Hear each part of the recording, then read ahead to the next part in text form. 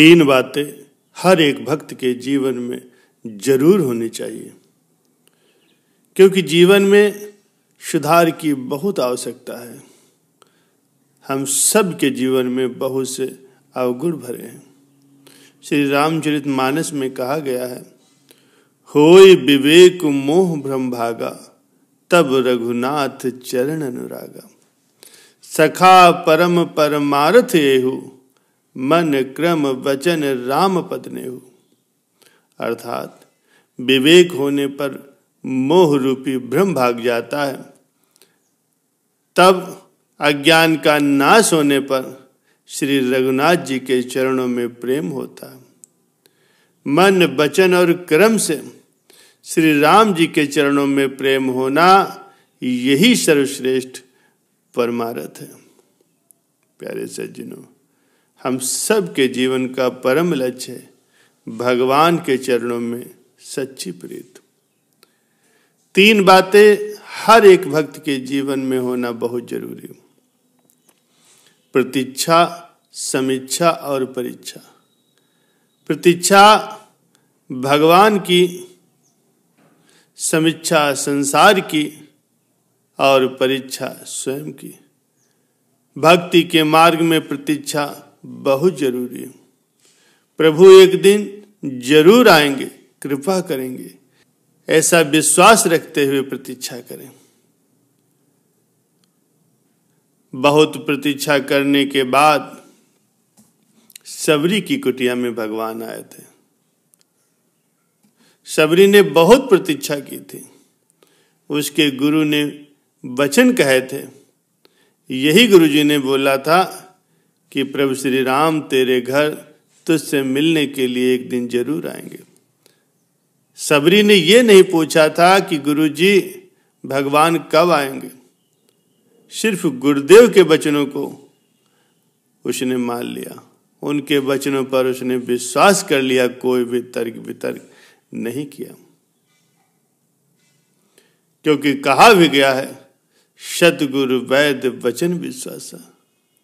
बहुत बड़ी प्रतीक्षा के बाद सबरी की कुटिया में प्रभु श्री राम आए थे। दूसरा है समीक्षा। समीक्षा संसार की करते रहे। इस संसार में सब अपने अपने कारणों से ही जी रहे। किसी के भी महत्वाकांक्षा के मार्ग पर अगर आप बाधा बनेंगे तो वही हमारा अपना अंततोगत्ता पराया हो जाएगा। संसार का तो प्रेम ही छलावा है।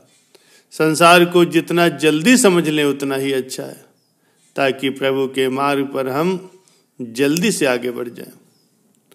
प्यारे सज्जनों, जीवन में संतुलन की बहुत आवश्यकता होती है।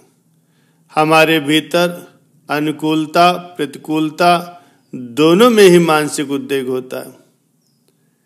जगत मन का ही विस्तार है।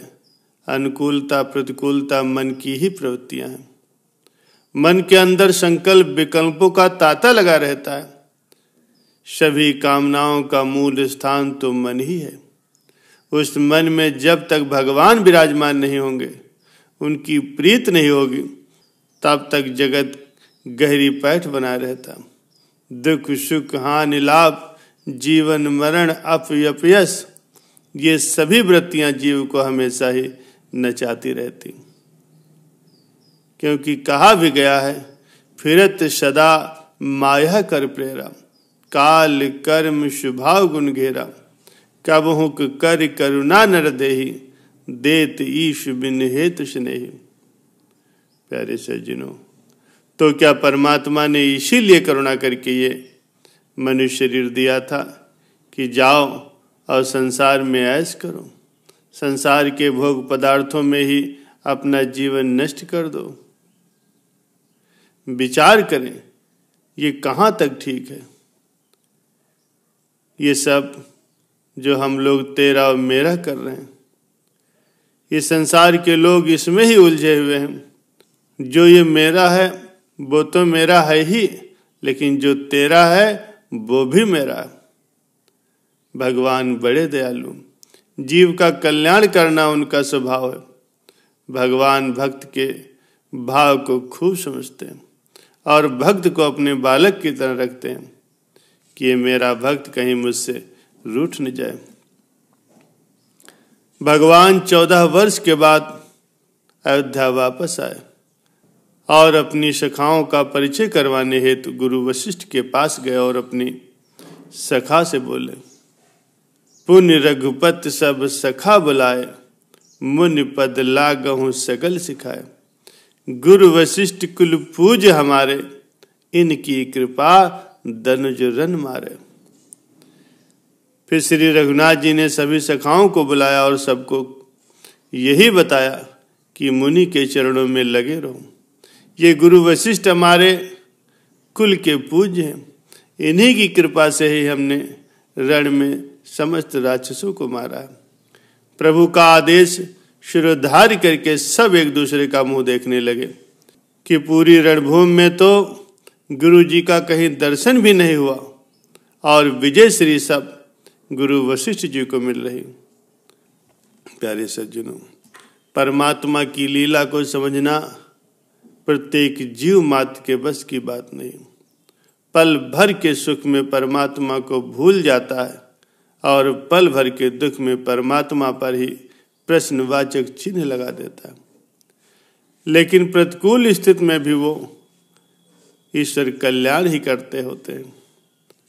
भगवान को अपने अंदर स्थान नहीं दिया तो फिर इंद्रियों के विषय सदैव नचाते ही रहेंगे और जीवन में तनाव बना ही रहेगा।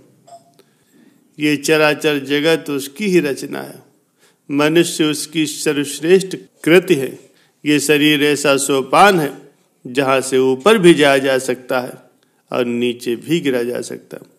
ऊपर चढ़ने और नीचे उतरने की सीढ़ी एक ही होती है, अंतर सिर्फ दिशा का होता। ये दिशा ठीक है तो फिर दुर्दशा से बचा जा सकता है और यदि नहीं दिशा गलत है तो फिर दोषारोपण दूसरे पर मत करो।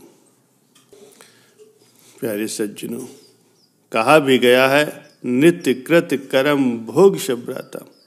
हम और आप सिर्फ कर्म करने के लिए स्वतंत्र हैं, कर्म फल भुगतने के लिए स्वतंत्र नहीं हैं। अवतारों के माध्यम से जीवन जीने का हम सबको तरीका बताया जाता है। धर्म में दूसरे के अनुभव से सभी लोग लाभान्वित होते हैं और अध्यात्म में स्वयं की अनुभूति होती है।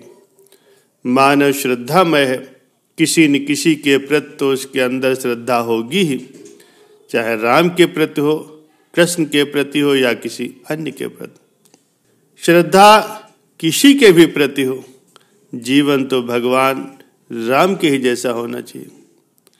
ये श्रद्धा समर्पण को जन्म देती है और भक्ति का आविर्भाव होता है।